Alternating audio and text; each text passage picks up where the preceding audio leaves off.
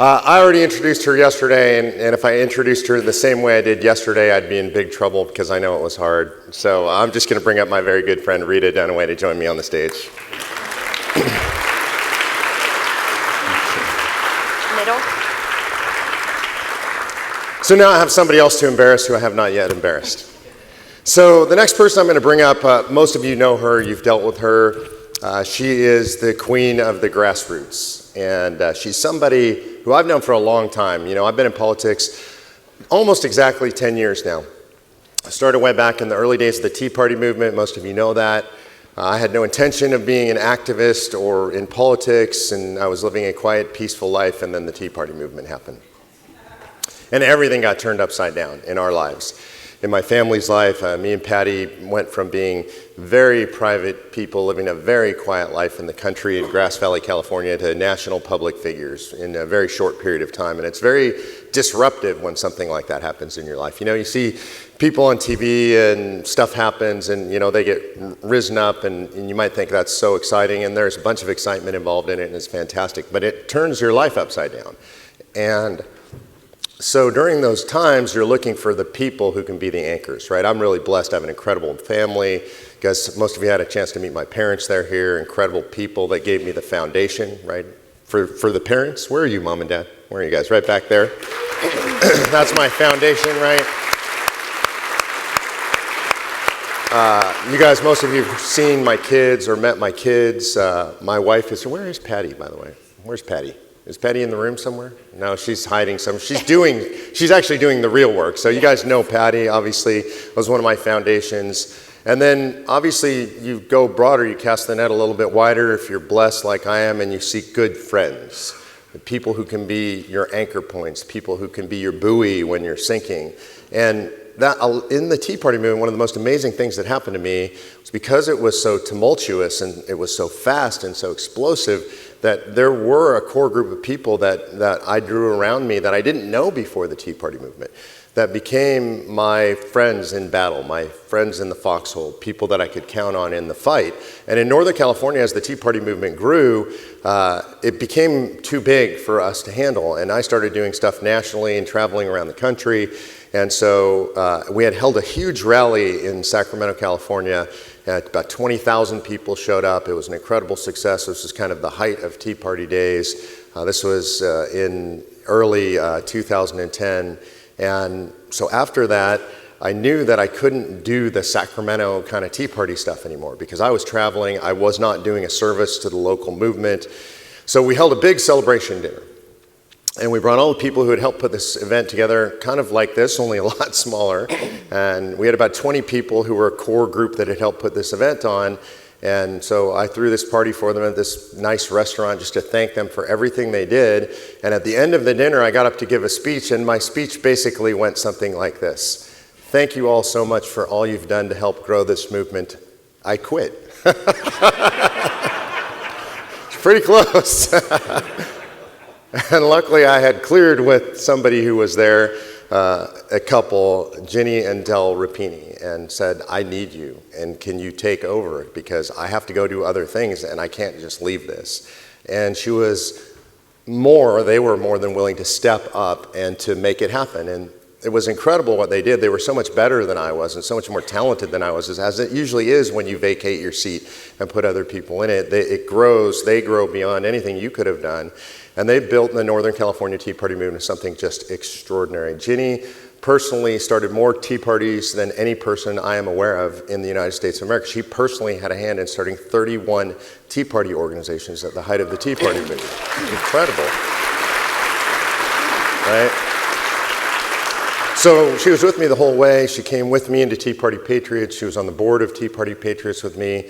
We had some tough times during that time period. At one point, we resigned from the board. And I say we because we did it together. We both joined hands and stepped away kind of into the abyss, away from the organization to do other things. And she's been by my side politically ever since. And so when we started Convention of States, I dragged her in as quickly as I could.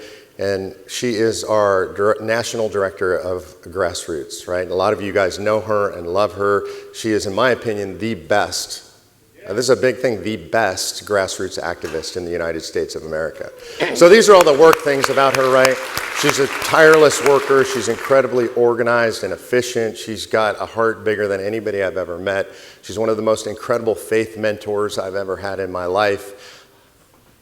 But you need to know our people as people, right? That's the most important thing. Who are they as people? The thing that I would tell you about Ginny that I think is the most important thing I could tell you about Ginny is the depth of her faith.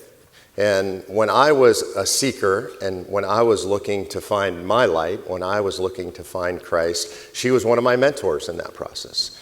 And the reason that I followed her, and I would follow her anywhere, is because I watched her walk with grace through the most difficult situations I'd ever seen. Her daughter Janelle has faced very serious cancer, what looked like terminal cancer, and I watched her pray her way through that.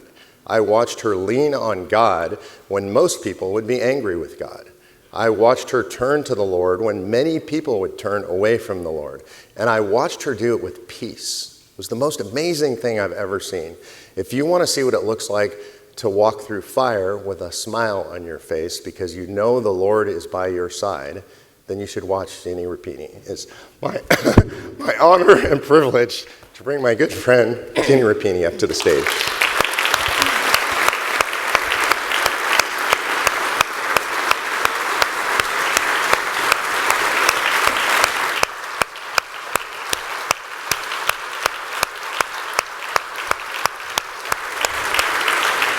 Fair, is it?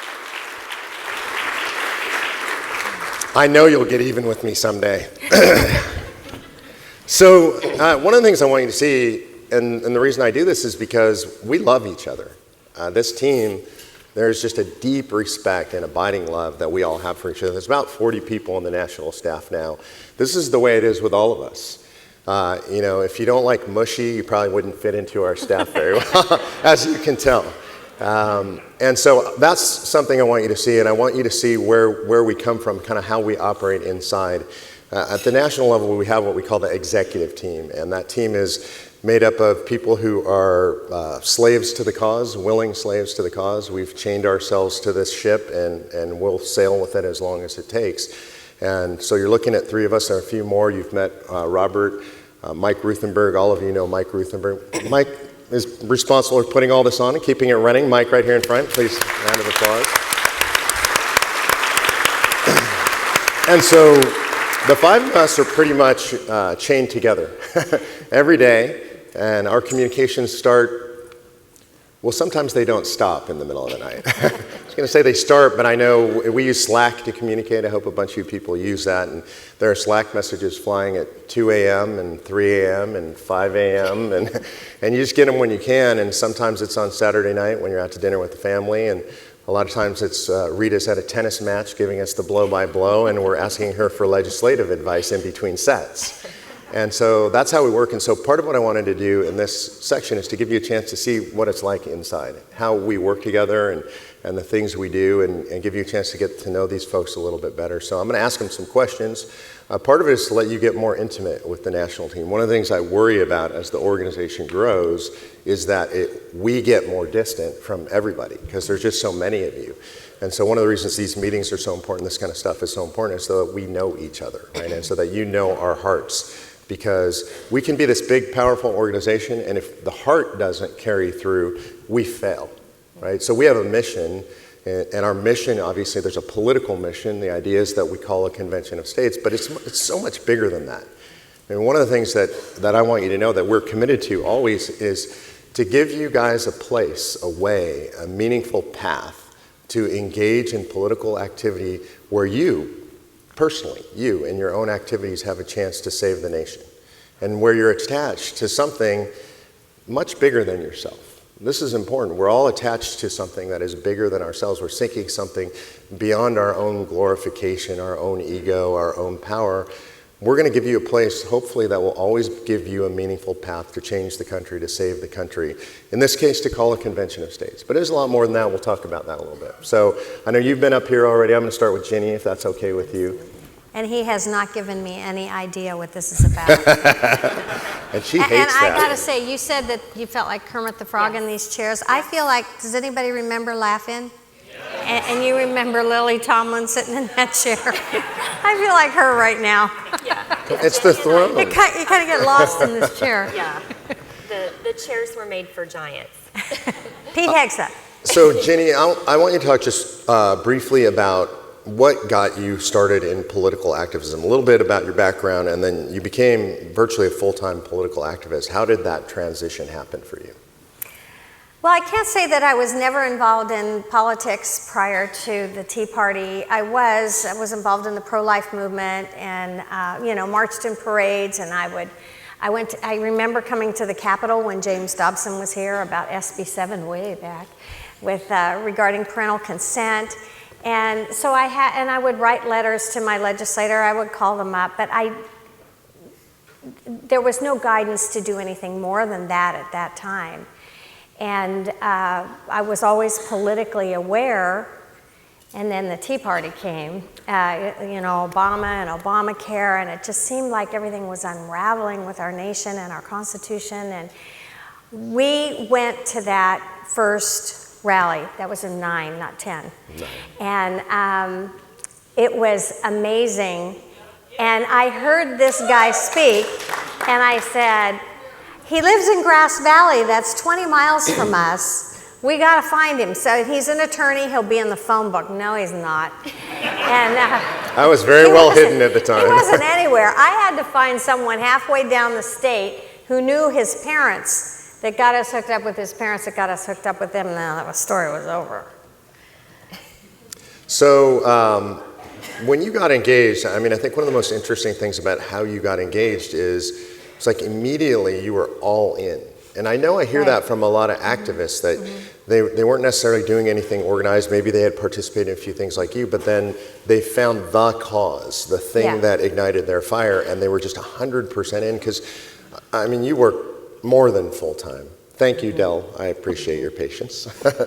And so can you describe a little bit about what happens when that flame gets lit? And you've seen it happen with a lot of people. Right, I knew that we had to, Del and I both knew, it wasn't just me, it's been him. Right. It's been both of us. I'm the loud mouth, but he's the force behind me. But when we met with your parents, I asked them if we could start a Tea Party group in our area. And then when they introduced us to you, and we had a little group of NorCal Tea Party when he dumped the rest of it on us. But it was great, it wasn't dumping at all. And there was just something inside both of us that made us know that we could no longer sit around and complain about the politics and gripe and bellyache like we all tend to do, or throw our shoe at the TV when we hear some idiot. We had to do something. We have broken TVs. So we had our first meeting at our house and 27 people came. We live in a mountain town. And we had 27 people that came to the first one. We kept growing in the house, and we were having them almost every week. And then we moved to a town, and we got a room that would hold 50. We thought, oh, this will last for a long time. The first meeting, we were out the doors, and we couldn't hold them. We had to go to a golf course at their convention thing. We had 250 people that were coming in this small rural area. 250 people coming every week to a Tea Party meeting. And you know then that there's just a hunger out there for everybody. They just need somebody to show them how to do it. I didn't know what I was doing. None of us knew what we were doing, but you know just a little bit more than somebody else, and so you bring them along. And then you realize, I just can't keep growing this whole big group. I could have a group this big, but what good's it do? They just come to a meeting, pat themselves on the back, I'm an activist. So that's when I realized we had to create leaders for other groups. So we started putting on monthly leadership seminars. We just, out of our own pocket, rented a hotel room, put binders together, did a leadership program. Okay, you guys are all leaders now at the end of this thing. How many of you are going to start a group? And you know what? 31 of them did. And many of them are still are active today. Some of them changed their name to take off Tea Party because the media was very successful at maligning that name. But some of them still say Tea Party, but they are, but what NorCal Tea Party did is we morphed into more. 42 of our people went into public office to change the local government. Others got involved with Convention of States, others involved with election integrity, but we morphed into more powerful things. The Tea Party was the shock and awe at the beginning that we needed, but then there's the ground game that has to take place, and we're in the ground game, the door to door, we got to do it, and it takes a lot of legwork to do it. So the Tea Party was the foundation for what we're doing now, I believe. Rita, I'm going to go to you. Can you talk a little bit about your background and how you got involved in politics? Well, it was Mike Ferris who got me involved, as we spoke about yesterday, with this movement.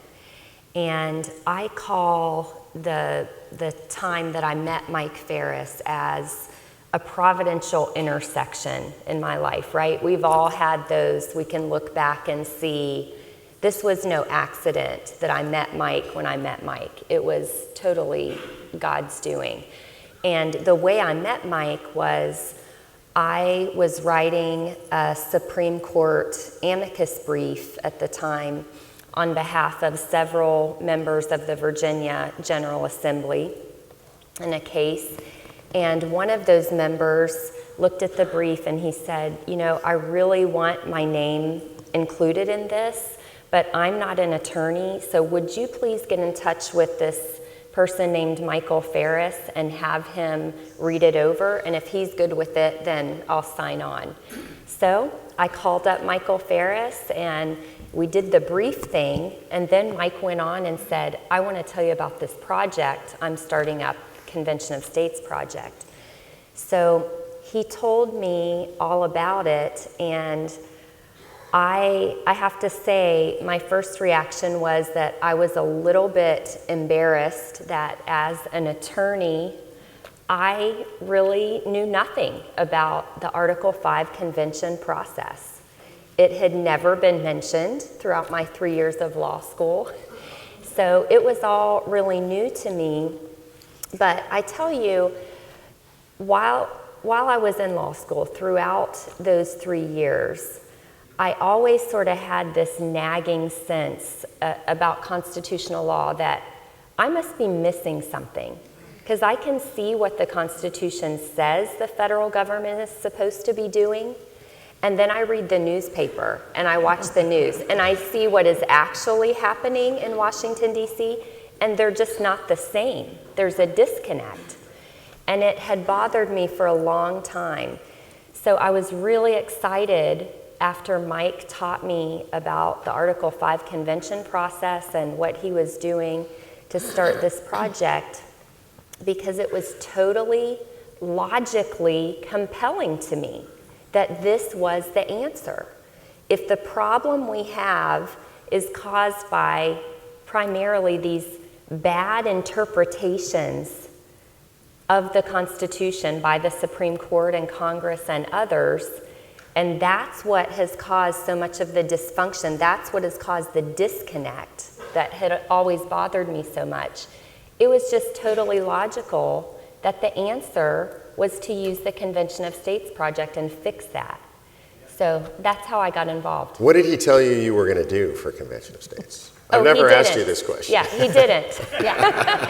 It was, I got a call from him, and I can remember where I was standing. I was standing in my dining room, looking out the window, talking to Mike Ferris, and he said, I have a proposal for you.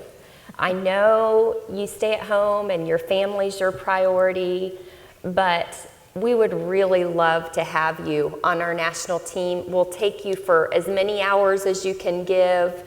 I don't know what we can pay you, but we would love to have you. And I said, yes, I would love to. That is so not Rita. I just want you to know. We never really talked about what I was going to be doing. Thank God.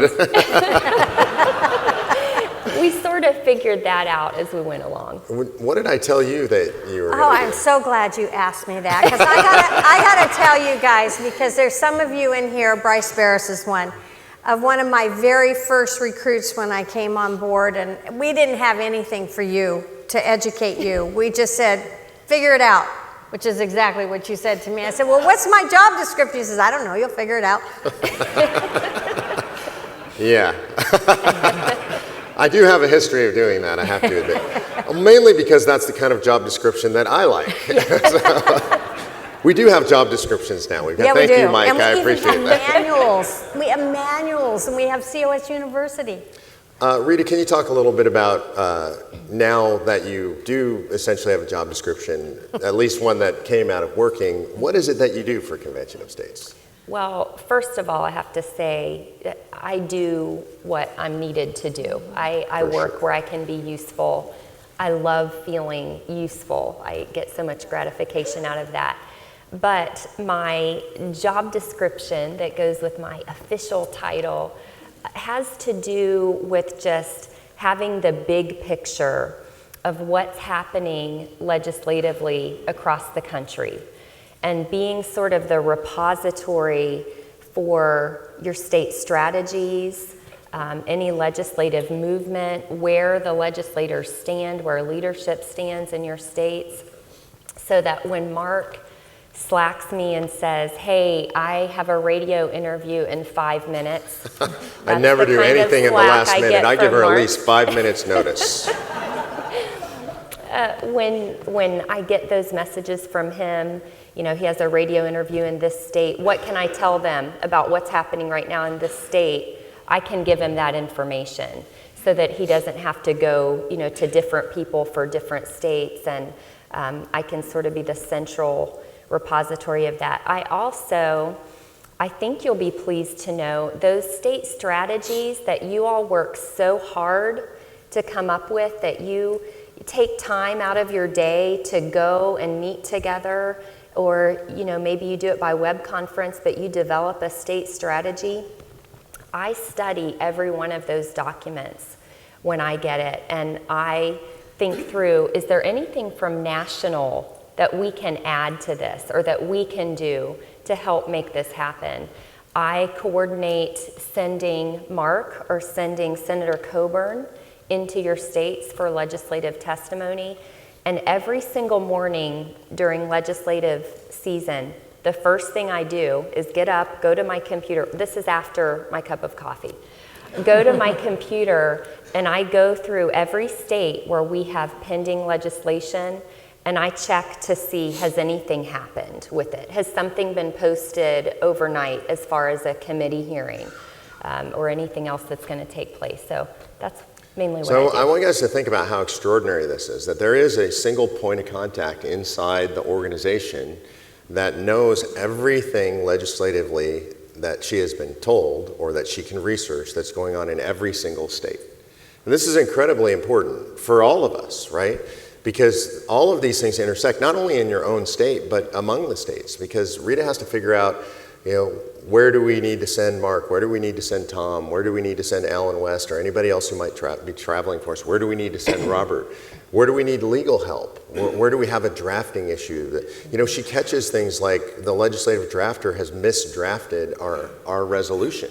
Right? And so she's the one who's responsible for making sure all that stuff goes right. And it's hard for me, I cannot overemphasize how much we all rely upon her. Now, you have other people that work with you in your department now. Can you give a little bit of credit? Yes, I would love to. Ramona DeSalvo, I see you. Can you please stand up? She won't want to. Come on, Ramona. Come on, Ramona. Stand up. Stand up, please. Ramona is also an attorney, a successful attorney from the Nashville area. She's been a volunteer for her Tennessee team and was an amazing legislative liaison in Tennessee. And we just recently brought her on staff. And what I love about Ramona is her judgment. She has such good judgment. I trust her to make good decisions and exercise discernment. But Ramona is our special counsel for legislative affairs. I also have McKenna Dahlmeyer. McKenna, are you in the room? Is she in the room? I don't see you, so I can't. I think force she's you. outside. She's working, yes, but she just does anything. McKenna. There's McKenna at the back door.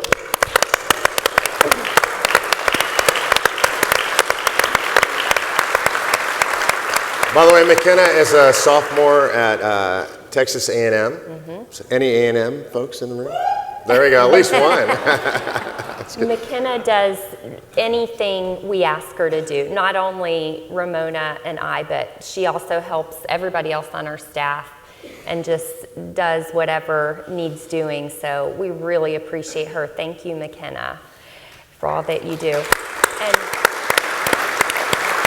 I just want to go back quickly to what you were saying and make another point about the legislative strategy, and that is, I want to make it clear that you all create the legislative strategies for your states. I think, back in the beginning, sometimes I think there were people who had the idea that I was going to create a legislative strategy and hand it to them. But that's not the way we work, right? Right. So you all create your legislative strategies, and I'm happy to consult with you, and I do often consult with state teams with a conference call, to see if there are other things we can do, how we can get around obstacles. But I love the fact that you all create your strategies, and some of them are so brilliant that I'm amazed when I get to see them. Yeah, I think this is very important to me, to us philosophically. And the parent organization, originally the name Citizens for Self-Governance, right? Because that's what we are, is we're self-governing citizens. This is about we the people being in charge. Almost all of the political organizations that I'm aware of that are quote-unquote grassroots organizations, the way they work is people sit in a corporate office somewhere. They usually are in a fancy office building somewhere, usually in Washington, D.C., and usually they decide what the organization is going to do and what the people in the field are going to do, and then they put out an email or hold a conference call and they say, okay, next week you're all going to your state legislature and you're going to do X. And here are your talking points and here are what you're going to tell them. And we will never work that way. I'm not interested in working that way. I'm a grassroots activist just like you. If somebody told me what to do all the time, I wouldn't be around very long. I'm just not interested in that. Anybody interested in being told what to do? No, I don't think so. Yeah, I get people all the time who'll tell me, well, if you'll just tell your activists to do X, and I said, if I just tell my activists to do X, we won't have any activists anymore. Right? So it doesn't work that way, and so I think this is really important.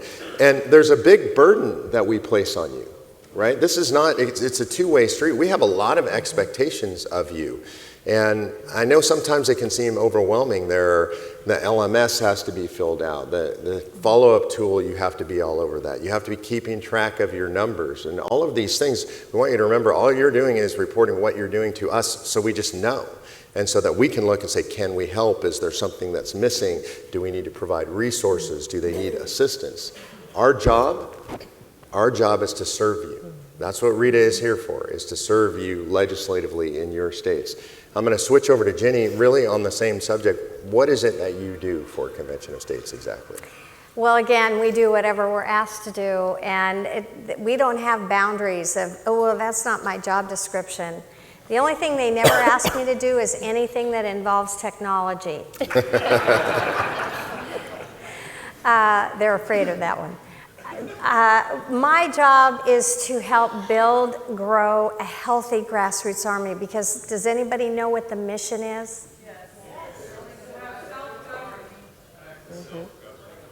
Yeah. Self-governing army. The most educated, the most activated, the most inspired group of self-governing activists this nation has ever seen. That is what we want.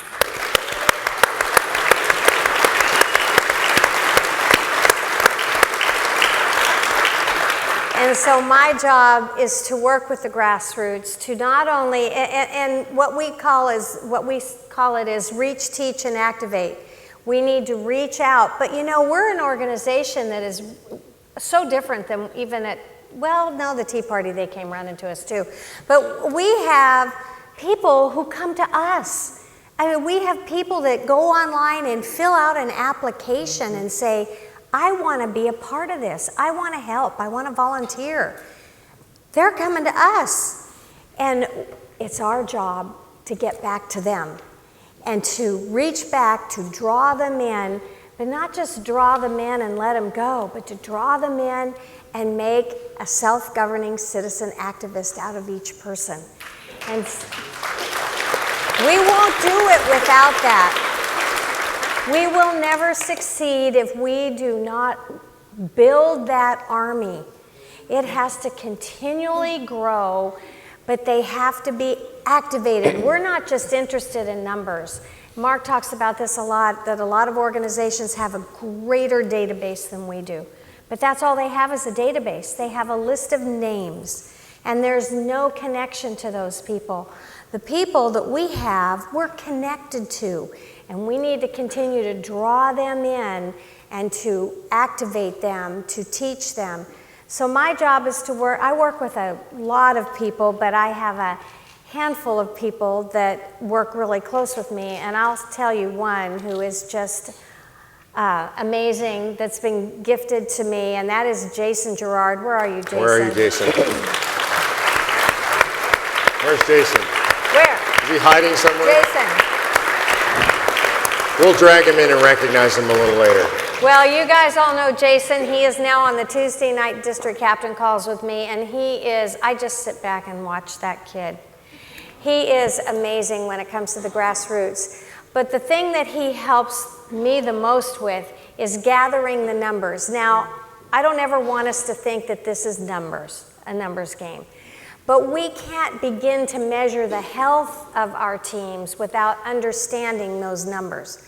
And you know, how many district captains do we have, but how many of those district captains are actually active? And so those ones that aren't active, how do we go and reach them and draw them back in and make them active?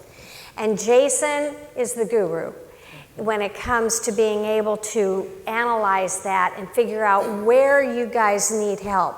Because that is my job, is to provide the help to you to be able to reach, teach, and activate all of those people within your state, that you can gather this huge army of self-governing citizen activists. I have other people that work with me with COS University. I have Monica, Bud Cornwell, Jerry Rowe, Ann, Mike, oh gosh, I'm missing somebody on there. Jason, I'm missing someone. We love them all. It's Hey, okay. yeah. This is a great grandma's brain here. They all kind of fell out. So anyway, but it's not just one person that does this. It is a team of people that does it, and you are also part of that team. Working with each one of you is an honor as well. And I love it when a state director will reach out and say, hey, I need some help with this. I love that. You know, Because I want we to, all this need is help. sort of something I would like both of you maybe to dialogue on a bit, which is you're in charge of legislative activity, you're in charge of grassroots activity. I think that could lead to the perception that somehow those things are separate, right? And they're not in our organization. So can you guys talk about how that intersects? Yes, and we are exactly on the same page as far as this goes, just so you know. Their legislative strategy hinges upon the activity of the grassroots. The grassroots activity is the engine that makes the strategy go and drives it forward. You know, where it may be theoretically possible to be successful legislatively in a state using, you know, behind closed doors kind of strategy, that's not what we're here for. That's not what we're interested in. And it's rarely going to be successful anyway, by the way. So we need the grassroots engagement. And this is really an important point because we have had experiences in the past with a team that may have a few superstar state leaders, you know, top state director, legislative liaison at the very top, and they're totally competent and capable, they're wonderful, they know what to do, they're confident, but they try to do it themselves without ever building that team at the district level, or without fully engaging the district captains, or without the district captains really engaging the volunteers in their district. And it doesn't work. We've seen it over and over again. So it's so important. Yes. What would you say? We're together. Yes. I mean, we're Kermit the Frog and the other. But we can't, it is my job to build the Grassroots Army so that her legislative efforts can be successful. It's your job to build that Grassroots Army so that when you, this is a C4 day, right? We're our C4 day. I should have made that announcement. Robert, are you happy? Are you you can proud talk of me? politics. We're free. Okay. We're free to say that. So that when we go to the state capitol and we are trying to get those legislators on our side, we have to be able to have the district captains involved and engaged. You can't do it yourself. As soon as you think that you're the one that's going to bring the resolution to fruition by yourself, it's not going to happen. It's going to happen with the grassroots. And we want it to happen with the grassroots. And you know what? For those of you in past states, if you think that you get to take a break, Rodney has let you know that's not going to happen. But how many states does Rodney have now? Well, he has 16. We have 15 past states, but he would not let go of New York. Okay, so he's got 16 states. By the way, the goal is Rodney's not working hard enough. And he's our past states guy, so we need to make sure we give him 34. What do you think?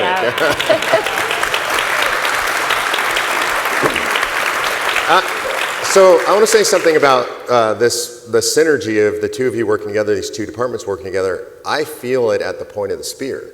And so I get sent out into the field. These guys are telling me where to go. I get a briefing from them before I go, always, so that I know what to expect. They're going to tell me when I come to your state, very strong in grassroots, struggling with district captains. The northern part of the state is weak and the south is strong. They're going to tell me numbers, like how many numbers of grassroots they have, how many numbers of petitions. Rita's going to tell me where we have legislative trouble. This is a legislator you need to focus on. This is the person you need to convince. These are your biggest allies. Getting that kind of data heading into a fight, it's extraordinary, right? So for me, I'm being dropped in. I parachute into your state. I'm in and out, and I better have a map. I better know what's going on when I land. That's where I start. So I parachute in. I've got the map that they provided to me. It's going to be as accurate as the information that you have fed to them and what they can glean from what. This is why it's so important that you're feeding them the information. Otherwise, I go in blind, and and I want to be really serious about this. It's dangerous for your state for me to go in blind, right? I can do damage to your state efforts if I don't know what's going on. And when I land, what's going to happen is the recon team is going to pick me up, and they're going to give me the immediate on-the-ground information, because you guys have fresher information than they do. You are the eyes and ears on the ground.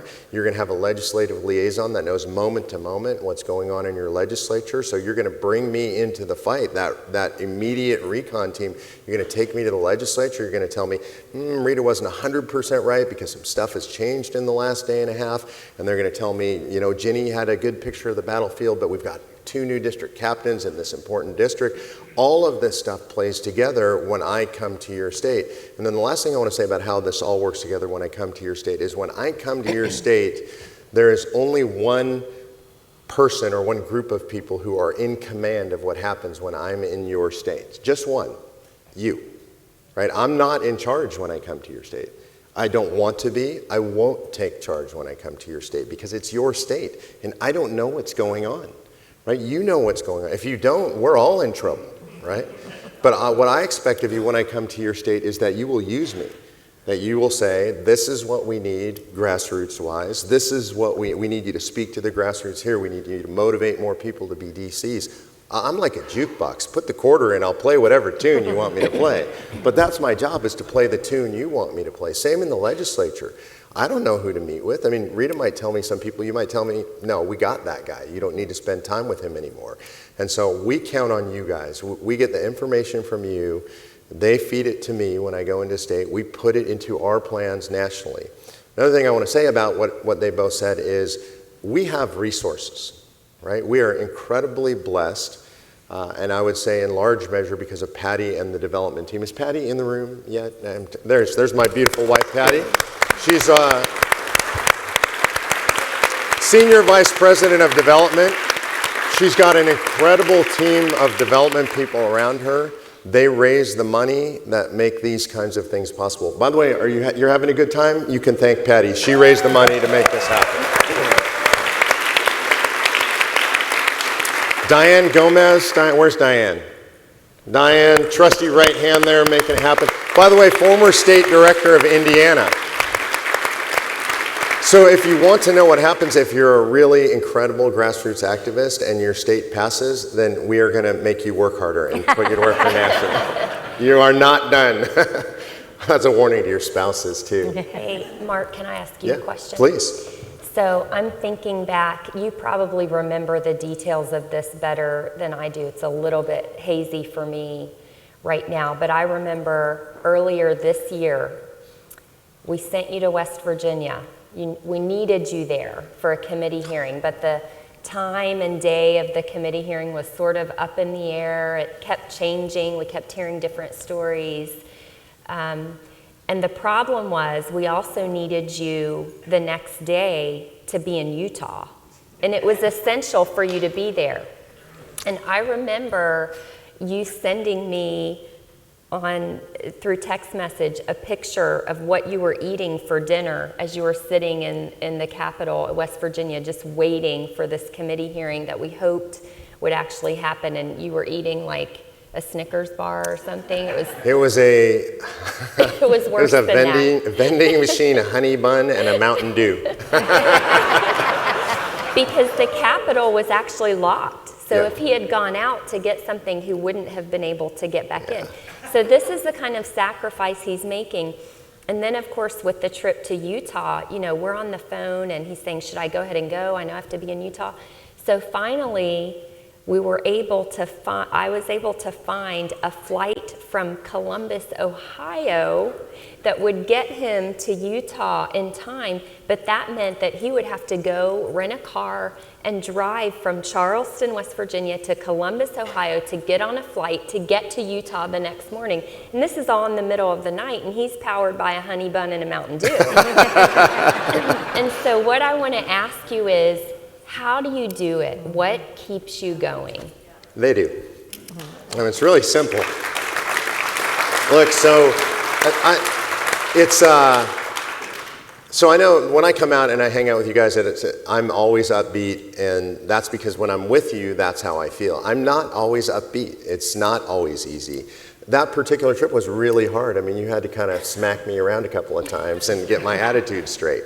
Because this is the real deal behind the scenes. I'll be honest with you, I don't want to drive in the middle of the night from Charleston to Ohio with a honey bun and a Mountain Dew. That's not rational, right? And I'm getting older, it's getting harder. Hey, it gets worse. Yeah, thanks. I'm looking forward to it. And so, and sometimes I get down about it because the West Virginia thing, as Jay knows, it was rough. Do we have a hearing? Do we not have a hearing? We don't know.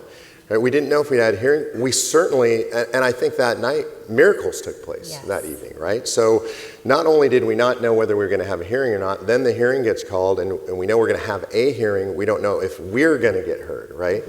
And we don't know when we're going to get heard. They don't put us in a schedule. And literally all day long from the morning when the Capitol opened, when we were standing in the rain and sleet to get into the Capitol, Jay and I, we sat in the Capitol all day, and they would not tell us when we would be heard or if we would be heard. Right. It was almost like they took pleasure making us sit on those hard wooden seats all day, huh, Jay?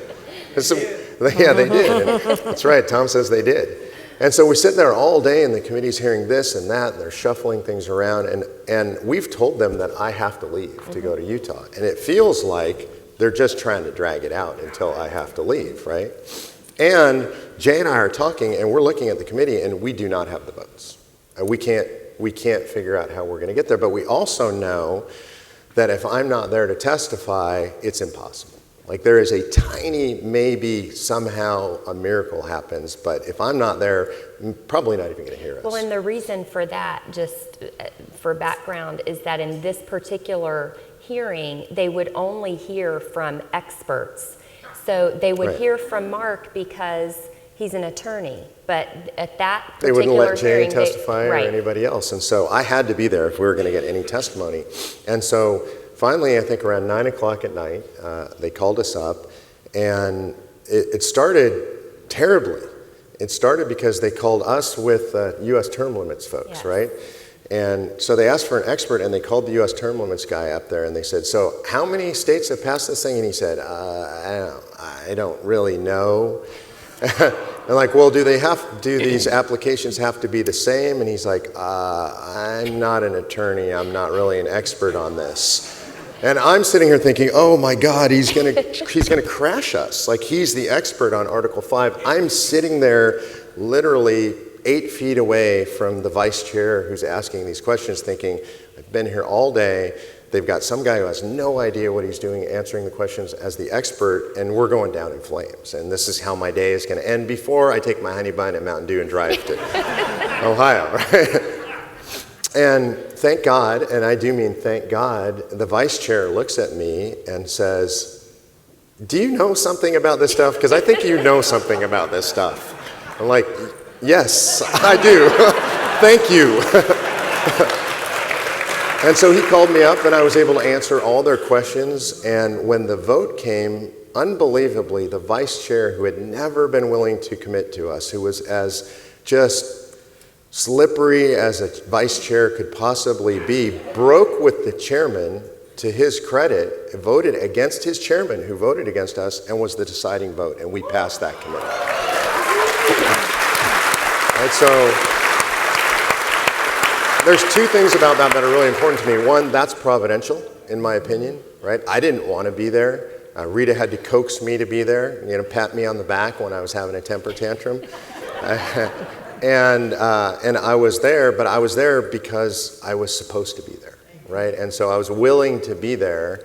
And I don't, look, it sounds like it's such a great sacrifice. I don't mean it to sound like that. I have a job where I get to wake up every day and do something I'm completely passionate about, which is get to work to save the nation. So no matter what I have to do, whether it's honey buns and Mountain Dews in the middle of the night or traveling to 3 states in a day or whatever, it's a privilege and a pleasure. So when I get irritated about it or upset about it, somebody does need to smack me around occasionally. I'm just saying, Patty does it too, so I got a bunch of people who keep me in line. And then I went to Utah. Utah was another really interesting story. I know the Utah team here. We got Utah folks in the house. There we go. There's our Utah team. Thank you, guys. Utah was incredible. We go to Utah, and I had to be there because we didn't know exactly what was going to happen. We needed to kind of do last-minute lobbying. There's a lot of folks in that legislature. There's a lot of moving pieces. We'd been real close before we went there. Lobbied all day long the day I got there. It was a really productive day. Things looked really good, but we just never know for sure, right? You never know. And something really weird happened that day, which is I could not get a hotel room in Salt Lake City. Like, I've never had this problem. Not one hotel room in Salt Lake City. Patty had to chase one down. I found a hotel room for me about 30 minutes away from the Capitol. We lobbied all day. I left the Capitol. Just started driving. I was about 25 minutes from the Capitol, and I got a text from one of the legislators, and he said, Mark, they're voting on your Article 5 application right now. The legislature was out of session when I left, right? Everybody was going home. And Candace, who is our incredible lobbyist, by the way, I'm sorry, but one of the best lobbyists in the country right there, Candace Daly, incredible servant to the movement.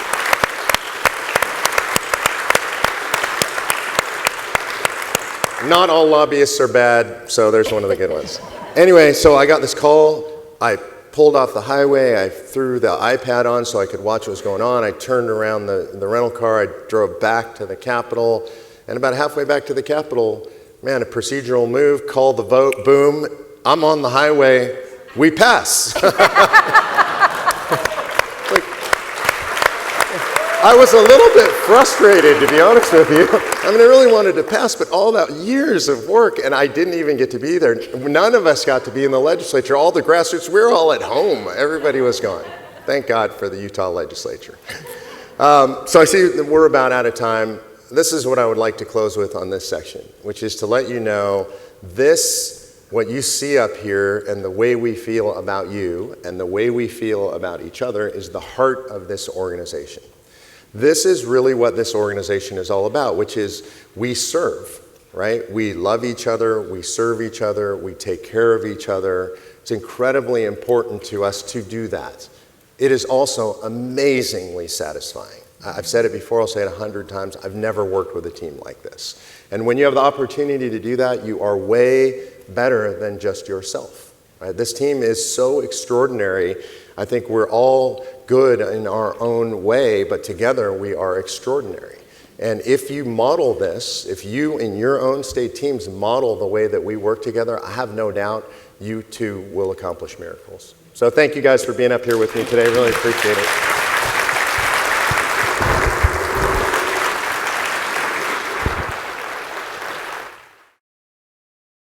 Go to conventionestates.com, press the button, sign the petition. More importantly, get 10 of your friends to do the same. When you sign the petition, then that sends a letter to your state legislator. You go on the list in their district as a supporter. We deliver those lists to the state legislators. It means something to them.